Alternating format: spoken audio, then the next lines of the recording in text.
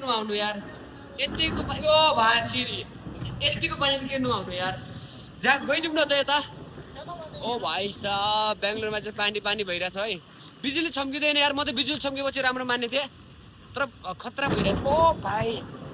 आवाज सुन रहे हो तुम लोग ये क्या सीधी आवाज है मदर लेजेंड की आवाज है चिसो लाग्यो यार अब बिरामी हुने हामी यति भिजेर फर्स्ट चोटि हैन गाइस लास्टै भिजियो फर्स्ट चोटि होइन बेंगलोरमा पानी नपरे धेरै भएको थियो नि त होइन यस्तो पानी हामीले कहिले देखाएको थिएन आजभोलि त धेरै समयदेखि होइन सानो छँदा चाहिँ धेरै देखाएको थियो होइन अहिले आजभोलि चाहिँ देखाएको थिएन क्या ओहो तर रमाइलो भइरहेछ यतातिर आउँ न जनताहरूलाई यति देखाउँ कि मलाई कतिको जाडो भएको छ यस्तो जाडोमा पनि मैले तपाईँहरूको लागि भिडियो बनाउने प्रयास गर्दैछु कोसिस गर्दैछु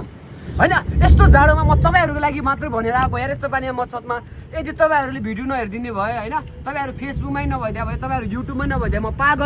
पागल हो यति पानीमा भिज्न यति जाडोमा म बिरामी भयो भने म आफूले हेर्नु पर्दैन अनि तपाईँहरू आएर तपाईँहरू उपचार गरिदिनु हुन्न नि यार तर अब तपाईँहरूकै लागि हो सब कुराहरू होइन तर बुझ्नु पर्ने तपाईँ पछाडि खतरा चम्किन लाग्यो है बिजुली ओहो यस्तो पानीमा हामी दुई मात्रै हो भिज्ने भनेर तर यहाँको मान्छेहरू पनि धेरै हुन्छ है छतमा आएको यस्तो बेला त किनभने रमाइलो गर्न लागेको हुन्छ होइन एक साल जो बाद बारिश हुए तो लोग कोई भी जाना चाहेगा गाइस तपाईँहरूले यो भिडियोलाई चाहिँ कहाँबाट हेर्दै हुनुहुन्छ एक्चुअली यो पानी चाहिँ बेंगलोरको हो यो बारिस यो पानी बेंगलोरको हो होइन 5-6 महिना जति भयो पानी ओ भाइ साहब ओ भाइ साहब के भयो डर लाग्यो भाइ साहब ए साबुन पनि लिएको थियौँ नि त हामीले नुहाउनलाई होइन जब नुहाउने हो साँच्चै हो ल एउटा हाम्रो हेर न के गर्नु ल नुहाउने भयो साबुन पनि लिएर आयौँ त्यस्तो टेन्सन नगर नुहाउने हाल्छ ओ भाइ केही हुन्न केही हुन्न यसरी डरेर त भएन नि यार हामी त डन होइन यार माफिया डन हो नि त बा जाडो भयो के हो यार अहिले त हेर्नुहोस् गाइस पानी पानी ओमा खतरा बिजुली छम्किरहेको छ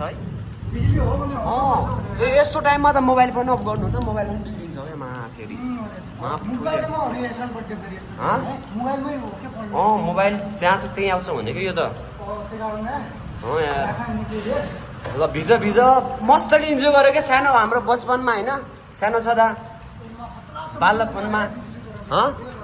उतातिर हेरेर पुरै अँध्यारो टाइपको भएको छ क्या यार ओ भाइ हेर न मा बिजुली छम्केला है फेरि कसम बिरामी हुने हो फेरि राति यार यति भिज बिरामी हुने साँच्ची सुधर त्यसमा शुद्ध मरे जस्तो गर है ल म यहाँबाट चाहिँ खतरा बनाइदिन्छु तपाईँहरूले चाहिँ मेरो आइफोनको कमाल देखाउँ तिमीलाई आइफोनको कमाल के हो भनेपछि एउटा खास कुरा भन्नाले जुमिङको हो क्या ल जुमिङ हेर क्या हेर न त्यस्तै 1.5 लाख पर्दैन क्या पिक्चर पनि बन्छ मुभी जस्तै बन्छ क्या मुभी बनाइदिउँ कुन फिल्म बनाइदिउँ तिम्रो आयो ओ परिवार छ नि पहिला राजा हामी यस्तरी देख्दाखेरि चाहिँ गुलीले हानेर मार्थ्यो कि सानो छँदाखेरि यस्तरी निशाना लाग्यो नि यहाँबाट होइन भएर गुलीले भइदिया भयो डिप्रेसनमा छ यार हेर न बिचारो डिप्रेसनमा रहेछ ओ मा भाग्यो के फेरि खत्तम कहाँ जाने रहेछ अब पानीमा त भिजियो हेर नमजाले अब एक काम गरौँ लास्टै चिसो लागेको छ जाम रुममा पहिला रुममा नजाम पहिला पसलमा जाम चुरोट लिएर आउँ मस्त त्यसपछि रुममा आउँ यो लुगालाई चेन्ज गरिदिउँ लुगा चेन्ज भइसकेपछि चाहिँ नुहाइ धुवाइ गरेर टक्क कम्बल मुनि जाम कि 1 घन्टा जति चाहिँ टाइम छ होइन बस नत्र भने बिरामी हुन्छ गाई जस्तो पानीमा भिजेपछि हामी सादा त हाम्रो मम्मी हुनुहुन्थ्यो र घरमा कोही सिनियर मान्छे हुनुहुन्थ्यो उहाँले ख्याल गरिदिनुहुन्थ्यो अब त हामी त परदेशमा छौँ होइन